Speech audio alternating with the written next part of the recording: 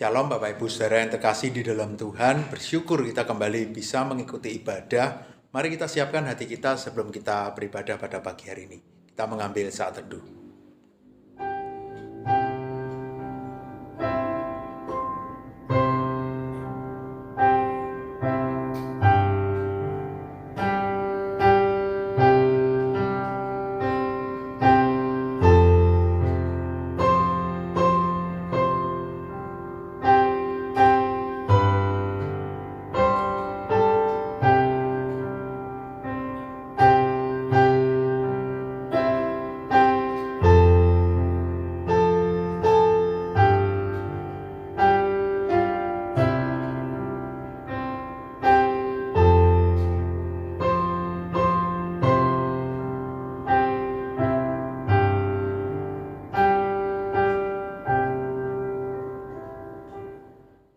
Ibadah ini kita mulai dengan pengakuan bahwa pertolongan kita datangnya dari Tuhan, pencipta langit dan bumi. Dia yang tidak pernah meninggalkan hasil perbuatan tangannya. Turunlah atas kita kasih karunia dari Allah Bapa, Putra, dan Roh Kudus. Amin. Gloria Patri.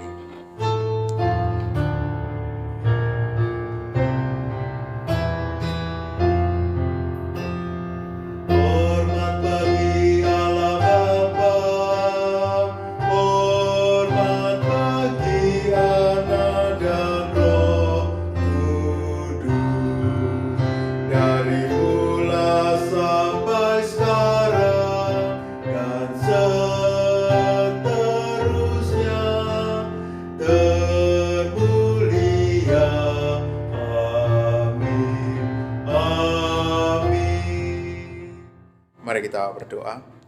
Bapa di surga, Tuhan pemilik hidup kami, Tuhan penebus kami, Tuhan yang tidak pernah meninggalkan kami. Terima kasih Tuhan, 1 minggu sudah kami lalui di dalam anugerah dan pertolongan Tuhan. Tetapi ampuni kami Tuhan kalau di dalam hari-hari kami ada banyak bagian ternyata kami lebih memilih kesenangan kami sendiri. Kami menuruti apa kata orang, kami lupa untuk mengikuti apa yang Tuhan mau dan melakukan kehendak Tuhan. Ampuni kami Tuhan. Biarlah kami belajar untuk melakukan apa yang Tuhan mau. Supaya hidup anugerah Tuhan tidak kami jalani dengan sia-sia. Karena itu Tuhan, ketika saat ini kami beribadah, mungkin juga ada banyak motivasi di dalam hati kami. Tuhan tahu isi hati kami.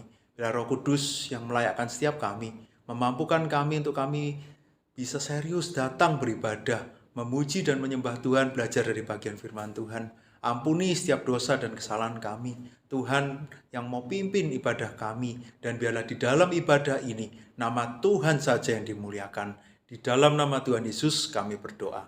Amin. Saudara, kita bersyukur kalau kita baru saja ada yang merayakan Tahun Baru Imlek.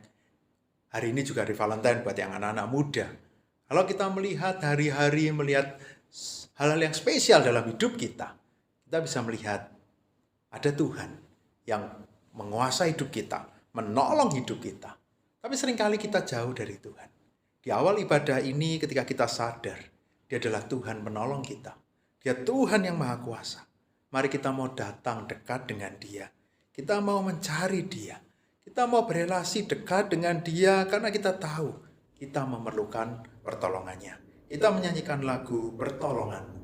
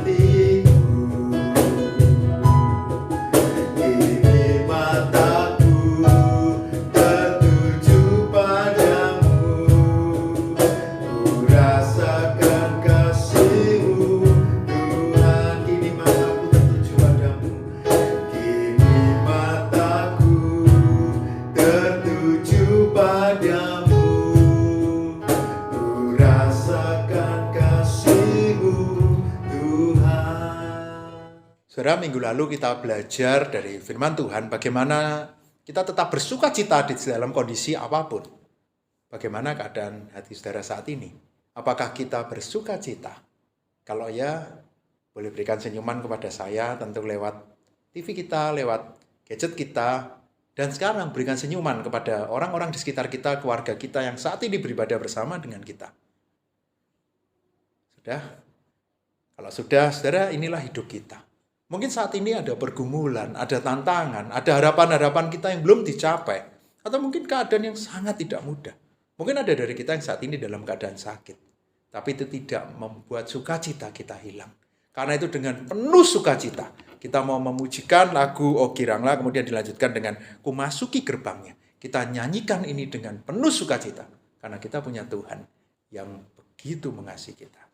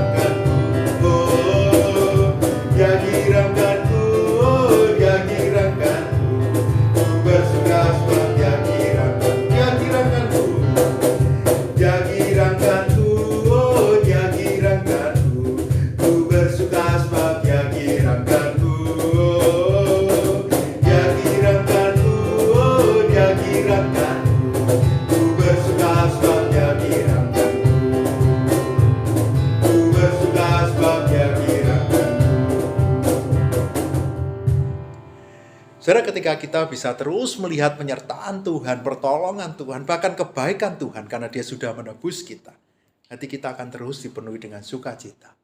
Tapi saudara, sebagai manusia yang lemah dan terbatas, nanti kita akan belajar dari bagian firman Tuhan. Ada kalanya kita menghadapi tantangan yang begitu berat. Ada kalanya kita merasa hidup begitu sulit. Tapi saat itu, jangan kita lemah, jangan kita menyerah, bahkan kita marah, kita meninggalkan Tuhan. Tapi justru dalam keadaan itulah, kita mau datang kepada Tuhan. Kita meminta ketenangan kepada Tuhan di dalam menghadapi badai kehidupan ini. Mari kita menyanyikan lagu Jiwaku Tenanglah. Apapun yang saat ini kita rasakan, kita mau datang kepada Dia. Jiwa kita tenangkan bersama dengan Dia. Sewaktu hidupku tenang dan aman, ataupun susah menimpa,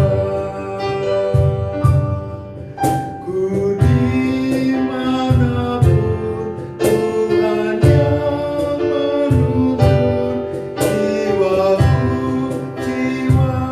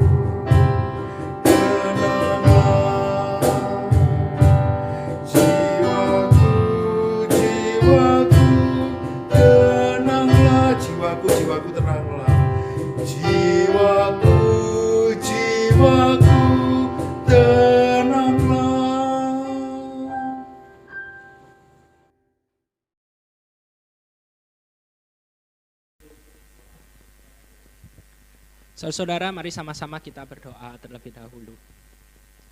Tuhan Allah Bapa kami yang bertahta dalam kerajaan surga, kami mengucap syukur jika pada pagi hari ini kami boleh datang bersama-sama memuji nama-Mu, dan sebentar lagi kami akan mendengarkan kebenaran firman Tuhan.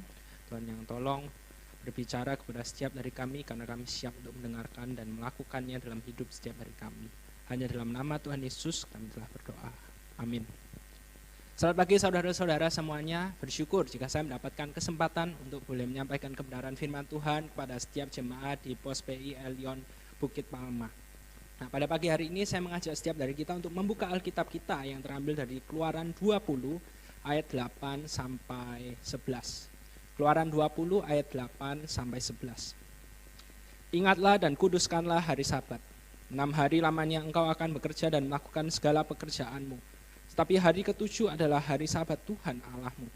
Maka jangan melakukan sesuatu pekerjaan, engkau atau anakmu laki-laki atau anakmu perempuan, atau hambamu laki-laki, atau hambamu perempuan, atau hewanmu, atau orang asing yang di tempat kediamanmu. Sebab 6 hari lamanya Tuhan menjadikan langit dan bumi, laut dan segala isinya, dan ia berhenti pada hari ketujuh. Itulah sebabnya Tuhan memberkati hari Sabat dan menguduskannya. Saudara-saudara, memasuki tahun 2021 ini ada banyak sekali hal-hal yang tidak sesuai dengan harapan setiap dari kita. Dari pandemi COVID-19 yang tidak kunjung selesai. Kemudian juga ada berbagai macam bencana alam, kecelakaan pesawat. Semuanya ini membuat setiap dari kita ini lelah. Belum lagi masalah pribadi yang datang dalam hidup setiap dari kita. Tapi kita bersyukur sebagai seorang anak Tuhan, kita tidak sendirian. Ada satu cara yang Tuhan sediakan buat setiap dari kita. Ketika kita menghadapi hiruk pikuk kehidupan ini, ketika kita menghadapi berbagai macam masalah dalam hidup setiap dari kita, Tuhan bersama dengan kita, dan Tuhan menyediakan sarana bagi setiap dari kita supaya kita ini itu bisa mendapatkan kekuatan, kita ini itu tidak kelelahan. Bagaimana caranya? Melalui hari Sabat. Saudara-saudara, bersama-sama hari ini kita akan belajar tentang hari Sabat. Nah, ketika kita belajar tentang hari Sabat, ada beberapa pertanyaan yang berkaitan tentang peraturan hari Sabat ini yang perlu untuk kita pikirkan bersama-sama. Yang pertama, kita hidup di masa modern ini. Pertanyaannya adalah di dunia yang serba sibuk dan serba cepat seperti ini, apakah perintah untuk melakukan hari Sabat itu masih berlaku setiap dari kita? Nah, kalau misalnya memang masih berlaku, pertanyaan berikutnya adalah apa maknanya buat masyarakat modern seperti kita? Apakah hari Sabat itu artinya sekarang itu sudah cukup cuma beribadah hari Minggu, pergi ke gereja, pulang dari gereja, sudah kita berarti sudah selesai melakukan hari Sabat itu. Dan kemudian pertanyaan berikutnya adalah setelah kita hidup di dalam Tuhan Yesus, sebenarnya apa perbedaannya antara hari Sabat dengan hari-hari yang lainnya? Bukankah ada lagunya di sekolah minggu bahwa semua hari adalah harinya Tuhan? Hari ini harinya Tuhan. Hari Senin, hari Selasa, hari Rabu, Kamis, Jumat, Sabtu, itu semuanya harinya Tuhan. Lalu apa bedanya hari Sabat dengan hari-hari yang lainnya? Nah, hari ini kita akan belajar bersama-sama mengenai hal tersebut. Nah, untuk mengetahui hal tersebut, pertanyaannya adalah apa makna hari Sabat itu buat orang Israel? Nah, kita perlu mengetahui hal tersebut terlebih dahulu. Nah, kata Sabat itu berasal dari kata yang berarti berhenti. Itu adalah makna dari kata Sabat. Berhenti dari melakukan segala aktivitas dalam hidup setiap dari kita. Nah, ketika kita menaati perintah pada hari Sabat, itu berarti kita berhenti. Tetapi bukan berarti kalau kita tidur itu adalah hari Sabat. Nah, bukan seperti itu. Nah, bagi orang Israel menaati perintah hari Sabat itu adalah hal yang sangat penting sekali. Karena buat orang-orang Yahudi yang saleh, melanggar perintah hari Sabat itu pasti adalah hal yang akan mereka hindari. Karena hari Sabat, taat kepada hari Sabat itu adalah salah satu bentuk pelayanan mereka kepada Tuhan. Bahkan kalau misalnya kita melihat dalam perjanjian lama, maka hukuman bagi orang yang lalai, bagi orang yang melanggar perintah hari Sabat itu adalah hukum mati. Keluaran 31 ayatnya yang ke-14 berkata demikian. Haruslah kamu pelihara hari Sabat, sebab itulah hari kudus bagimu. Siapa yang melanggar kekudusan hari Sabat itu, pastilah ia dihukum mati. Sebab setiap orang yang melakukan pekerjaan pada hari itu, orang itu harus dilenyapkan dari antara bangsanya. Kenapa hari Sabat itu merupakan hal yang sangat penting bagi orang Israel. Nah, hari ini kita akan belajar ada 3 hal. Kenapa kok hal tersebut adalah hal yang sangat penting, dan kita akan sama-sama melihat bagaimana ketiga hal ini semuanya dipenuhi di dalam Kristus, Allah yang telah menyelamatkan setiap dari kita. Alasan yang pertama, karena ada kaitan yang sangat jelas antara hari Sabat dengan hari ketujuh, di mana Allah itu berhenti menciptakan dunia ini. Kalau misalnya kita melihat dalam Keluaran 20 ayat yang ke-11, di sana dikatakan demikian. Sebab 6 hari lamanya Tuhan menjadikan langit dan bumi, laut dan segala isinya, dan ia berhenti pada hari ketujuh. Itulah sebabnya Tuhan memberkati hari Sabat dan menguduskannya. Saudara-saudara, bagi bangsa Israel melakukan perintah hari Sabat itu adalah salah satu cara di mana mereka itu mengakui bahwa Allah itu adalah pencipta dan penopang dunia ini. Ketika mereka berhenti bekerja, mereka diingatkan bahwa mereka ini itu cuma makhluk yang terbatas, manusia yang terbatas. Mereka hanyalah manusia yang bergantung kepada Allah, Sang Pencipta, yang menciptakan dunia ini dan menopang hidup mereka. Kalau misalnya kita melihat dalam Keluaran 16 ayat yang ke-5, di sana dikatakan demikian. Dan pada hari yang ke-6, apabila mereka memasak yang dibawa mereka pulang, maka yang dibawa itu akan terdapat 2 kali lipat banyaknya dari apa yang dipungut mereka sehari-hari. Saudara-saudara, konteks dari Keluaran pasal yang ke-16 itu di mana bangsa Israel itu mengeluh karena mereka kehabisan makanan, mereka tidak punya roti untuk dimakan. Nah, Allah menyediakan yang namanya manna, kita kenal sebagai manna. Nah, ada perintah yang menarik sekali kalau misalnya kita perhatikan dari perintah Allah kepada bangsa Israel itu. Hari pertama, hari Senin, hari pertama sampai hari yang ke-5, mereka itu harus bangun pagi, kemudian mereka harus mengambil mana itu, roti itu. Kalau misalnya mereka mau makan, mereka harus bekerja. Itu prinsip dalam kebenaran firman Tuhan. Kalau kita mau makan, kita mau mendapatkan sesuatu, kita perlu bekerja. Dan itu juga yang diperintahkan oleh Tuhan. Mau makan, bangsa Israel pagi-pagi bangun, ambil mana yang ada di ladang itu. Tetapi yang menarik, di hari yang ke-6 dikatakan ambil, kemudian hari yang ke-7 mereka tidak perlu ngambil lagi. Karena apa? Karena tidak akan ada mana pada hari itu. Kenapa? Karena itu adalah hari Sabat. Hari ke-7 adalah hari Sabat bagi orang Israel. Dan yang menarik adalah kalau hari pertama sampai hari yang ke-5 mereka ambil, mereka harus habiskan itu, makanan yang mereka ambil itu. Tetapi di hari yang ke-6 apa yang mereka ambil itu akan terdapat 2 kali lipat dan akan cukup buat orang-orang Israel untuk dimakan di hari yang ke-7. Ini merupakan bentuk pemeliharaan Tuhan dalam kehidupan bangsa Israel. Melalui perintah ini bangsa Israel diingatkan bahwa Allah itu adalah yang menciptakan dunia ini. Allah adalah yang menopang, pribadi yang menopang kehidupan setiap dari kita. Allah itu pasti akan memenuhi kehidupan bangsa Israel dan juga kehidupan setiap dari kita. Itu adalah alasan yang pertama. Kemudian alasan yang kedua. Alasan yang kedua adalah hari Sabat itu mengingatkan bangsa Israel terhadap identitas mereka sebagai suatu bangsa. Kalau misalnya kita melihat Ulangan 5 ayat yang ke-15, di sana dikatakan demikian. Sebab haruslah kau ingat bahwa engkau pun dahulu budak di tanah Mesir, dan engkau dibawa keluar dari sana oleh Tuhan Allahmu dengan tangan yang kuat dan lengan yang teracung. Itulah sebabnya Tuhan Allahmu memerintahkan engkau merayakan hari Sabat. Perintah yang kedua ini mengingatkan bangsa Israel bahwa Allah itu adalah pribadi yang membebaskan mereka dari perbudakan di tanah Mesir. Perintah hari Sabat, melakukan hari Sabat itu mengingatkan mereka bahwa mereka ini itu adalah bangsa pilihan yang telah dipilih oleh Allah dan yang dikuduskan oleh Allah. Kalau misalnya kita melihat dalam Keluaran pasalnya yang ke-31, Keluaran 31 ayat yang ke-13, di sana dikatakan demikian.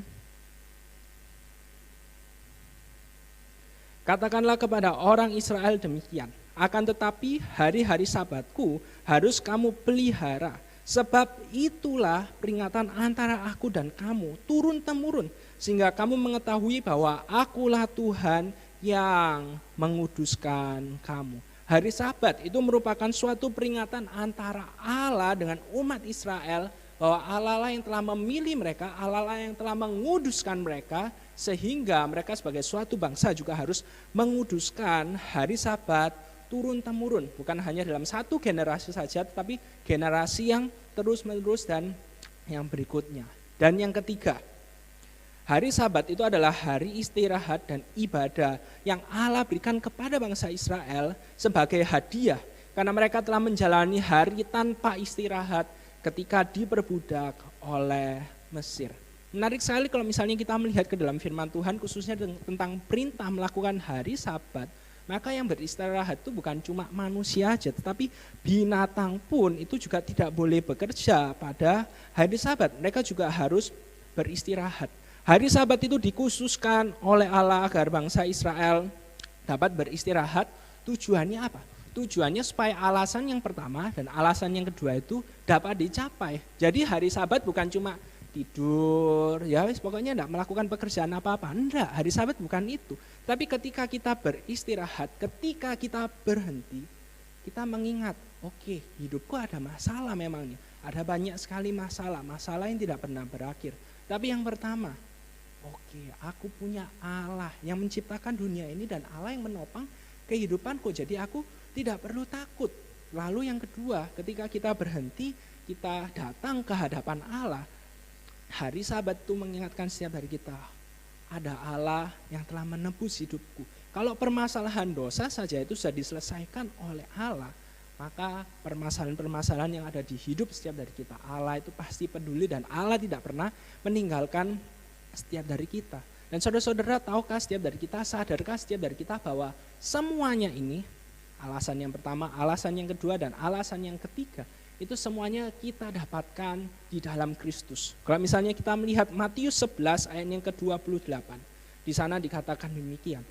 Yesus berkata seperti ini, marilah kepadaku semua yang letih lesu dan berbeban berat, aku akan memberi kelegaan kepadamu. Saudara-saudara, pada waktu itu Tuhan Yesus mengundang setiap orang yang mengikut dirinya, para murid dan juga setiap dari kita datang kepadanya. Tuhan Yesus berkata bahwa di dalam dirinya itu kita akan mendapatkan kelegaan. Kalau misalnya kita melihat konteks budaya pada saat itu, maka banyak sekali orang-orang Yahudi yang sudah terlalu lelah dengan tuntutan agama yang orang-orang Farisi dan ahli-ahli Taurat itu berikan kepada mereka. Orang-orang Farisi, ahli-ahli Taurat cuma berkata, kamu harus melakukan ini, kamu harus melakukan itu, supaya hidupmu itu berkenan di hadapan Allah. Kalau kamu tidak melakukan perintah ini dengan sungguh-sungguh, maka Allah tidak akan berkenan di hadapanmu. Allah akan menolak kamu. Tapi tidak berhenti sampai di situ aja. Yang lebih parah lagi adalah orang-orang Farisi dan ahli-ahli Taurat itu pada saat itu cuma ngomong aja, cuma memberikan tuntutan aja kepada mereka. Tapi mereka sendiri tidak melakukannya dengan sungguh-sungguh di hadapan Tuhan. Kalau misalnya kita melihat Matius 23 ayat yang ketiga sampai 4, di sana dikatakan demikian. Sebab itu turutilah dan lakukanlah segala sesuatu yang mereka ajarkan kepadamu. Tapi janganlah kamu turuti perbuatan-perbuatan mereka. Karena mereka mengajarkannya, orang-orang Farisi, ahli-ahli Taurat itu mengajarkannya, tetapi tidak melakukannya. Mereka mengikat beban-beban berat, lalu meletakkannya di atas bahu orang. Tetapi mereka sendiri tidak mau menyentuhnya. Ini adalah teguran yang Tuhan Yesus berikan kepada orang-orang Farisi dan ahli-ahli Taurat. Karena mereka cuma berkata saja, hanya menuntut saja, tetapi mereka tidak melakukan apa yang mereka tuntut, apa yang mereka katakan supaya orang lain itu lakukan. Tapi hal yang sangat berbeda akan kita dapatkan ketika kita datang kepada Tuhan Yesus. Tuhan Yesus tidak menuntut kita. Tuhan Yesus tidak berkata, kamu harus ini, kamu harus itu, kamu harus melakukan semuanya. Kamu harus menjadi orang yang baik, kamu harus menjadi orang yang sempurna, supaya aku bisa menerima kamu. Kalau kamu memenuhi standar ini, aku akan menerimamu, aku akan menyayangimu, aku akan mencintaimu. No, Tuhan Yesus tidak berkata demikian. Di dalam Tuhan Yesus, kita mengenal yang namanya anugerah. What is anugerah? What is grace? Apa itu anugerah? Anugerah adalah suatu hal yang tidak layak untuk kita dapatkan. Tetapi Kristus memberikannya kepada setiap dari kita. Dan itulah keselamatan. Hidup yang berkenan di hadapan Allah itu adalah anugerah. Bukan suatu hal yang kita usahakan. Ketika kita hidup di dunia ini ada banyak sekali tuntutan, kamu harus ini, harus itu, kamu harus bisa melakukan ini. Baru kamu bisa diterima, baru aku akan menghargaimu. Tapi Kristus berkata, aku menghargaimu terlebih dahulu. Aku menerimamu apa adanya. Saudara-saudara, ketika kita menyadari betapa besarnya anugerah Allah bagi setiap dari kita, betapa besarnya kasih Kristus bagi setiap dari kita, maka kita akan menyadari bagaimana ketika kita datang kepada Kristus, di situ kita akan mendapatkan kelegaan. Kristus tidak menuntut kita harus ini, harus itu, tapi Kristus datang kepadaku, rasakan ketenangan di dalam diriku. Saudara-saudara, di tengah hiruk pikuk dunia ini, di tengah banyak sekali masalah yang datang bertubi-tubi, yang mungkin membuat kita lelah, yang membuat kita capek. Saya percaya semua masalah dalam hidup ini pasti membuat kita lelah. Mungkin kita pernah berpikir, aduh coba ya, enak kalau misalnya aku enggak perlu hidup sesusah ini. Di mana banyak sekali orang-orang yang sudah dewasa, kalau misalnya kita perhatikan, enak ya kalau misalnya bisa jadi anak kecil, masih sekolah, enggak perlu memikirkan cari uang, habis gini makan apa. Anak-anak tinggal di rumah, keluar kamar, sudah ada makanan disediakan. Sekarang aku sudah kerja, sudah besar, aku perlu pikir hari ini mau makan apa, besok mau makan apa. Yang sudah berkeluarga berpikir, oke, hari ini aku mau kasih keluargaku makan apa, istriku makan apa, anak-anakku makan apa. Ada banyak sekali masalah-masalah yang kalau misalnya kita pikirkan terus-menerus, akhirnya kita lelah juga. Nah, di tengah semua tuntutan beratnya kehidupan ini, firman Tuhan, Kristus berkata, datang kepada aku, karena aku akan memberikan kelegaan kepadamu. Ketika kita datang kepada Kristus, ketika kita merenungkan betapa besar kasih-Nya buat setiap dari kita, ketika kita menyadari, oh ya, aku ini punya Allah yang menciptakan dunia ini, yang menopang hidupku, dan yang telah menebus hidupku, memberikan nyawanya bagi aku, supaya aku ini itu bisa terbebas dari hukuman dosa. Di situ ketika kita menyadari betapa besar kasih Allah bagi setiap dari kita, di situ kita akan mendapatkan kelegaan, ketenangan. Bukan karena masalahnya selesai, enggak, masalahnya masih ada. Masalahnya itu tetap nyata. Tapi di situ kita akan mendapatkan kekuatan, di mana kita akan melangkah maju bersama dengan Kristus. Bukan dengan kekuatan diri kita sendiri, tapi ketika kita berhenti, kita datang kepada Kristus, Kristus akan mengingatkan, yuk jalan bersamaku. Aku akan menopang kamu, aku akan memberikan kelegaan kepadamu. Saudara-saudara, biarlah firman Tuhan pagi hari ini mengingatkan setiap dari kita dan menguatkan setiap dari kita, khususnya menjalani tahun 2021. Amin. Mari sama-sama kita berdoa. Tuhan Allah Bapa kami yang bertata dalam kerajaan surga, firman-Mu telah diberitakan pada kami pagi hari ini. Dan biarlah firman-Mu ini yang terus menguatkan kami. Biarlah ketika kami menghadapi berbagai macam masalah, tantangan, kami dapat datang kepadamu. Karena kami sadar di dalam-Mu kami akan mendapatkan kelegaan dan ketenangan. Hanya dalam nama Tuhan Yesus kami telah berdoa. Amin. Selanjutnya bersama dengan gereja di segala abad dan tempat kita akan mengikrarkan pengakuan iman kita. Pengakuan iman rasuli. Aku percaya kepada Allah, Bapa yang Maha Kuasa, Khalik langit dan bumi, dan kepada Yesus Kristus, anaknya yang tunggal Tuhan kita, yang dikandung dari Roh Kudus, lahir dari anak darah Maria, yang menderita sengsara di bawah pemerintahan Pontius Pilatus, disalibkan, mati dan dikuburkan, turun ke dalam kerajaan maut. Pada hari yang ketiga, bangkit pula dari antara orang mati, naik ke surga, duduk di sebelah kanan Allah, Bapa yang Maha Kuasa. Dan dari sana ia akan datang untuk menghakimi orang yang hidup dan yang mati. Aku percaya kepada Roh Kudus, gereja yang kudus dan am, persekutuan orang kudus, pengampunan dosa, kebangkitan tubuh, dan hidup yang kekal. Amin. Kita sudah mendengarkan kebenaran firman Tuhan, tiba waktunya bagi kita untuk memberikan persembahan kita. Mari kita berikan persembahan kita yang terbaik bagi Tuhan. Kita nyanyikan Hatiku Percaya.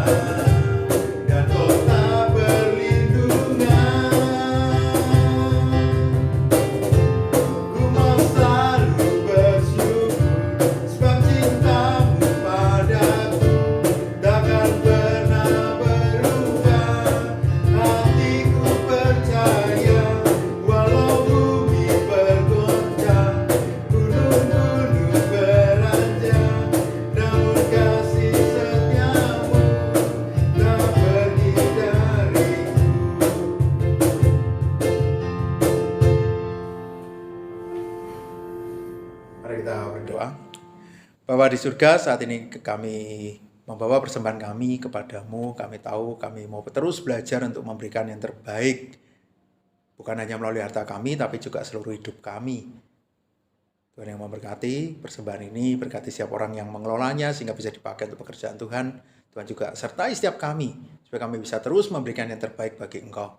Di dalam nama Tuhan Yesus kami berdoa. Amin. Di akhir ibadah ini, segala pujian yang kita berikan kepada Allah Bapa, Allah Putra, dan Allah Roh Kudus. Doksologi.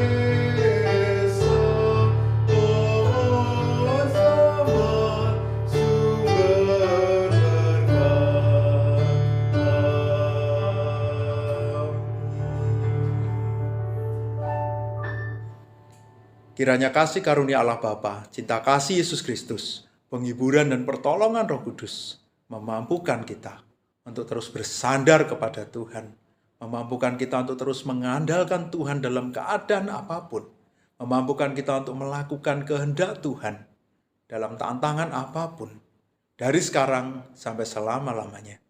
Amin.